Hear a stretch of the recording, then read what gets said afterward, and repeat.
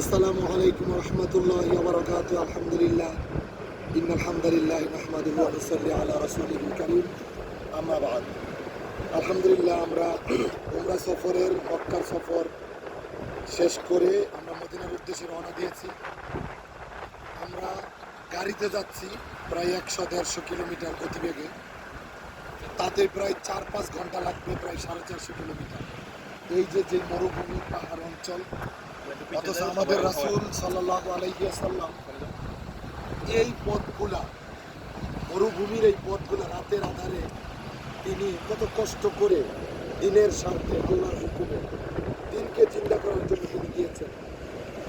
আমাদের জন্য তিনি দিনকে রেখে গিয়েছেন। তিনি ছিলেন উম্মতের জন্য রহমত, জাতির জন্য রহমত, মানব জাতির জন্য রহমত। তিনি কত কষ্ট করেছেন। আমরা আজকে এসি বাস, এয়ার কন্ডিশন গাড়ি, মাইক্রো গাড়িতে যাই, আমরা কষ্ট কিনা বুঝি না। অথচ আমাদের প্রাণের রাসূল, আমাদের কলিজার টুকরা নবী করিম সাল্লাল্লাহু আলাইহি ওয়াসাল্লাম পরিবার ফেলে, সম্পদ ফেলে, ঘরবাড়ি ফেলে তিনি হিজরতের সময় বারবার মক্কার দিকে তাকিয়েছেন আর চোখের পানি ফেলেছেন যে তার মক্কার জন্য কত মায়া লেগেছে, তার মাতৃভূমি যেখানে তার জন্ম হওয়া, বেড়ে ওঠা। আমরা তো অর্থ ইনকামের জন্য বিদেশ গেলে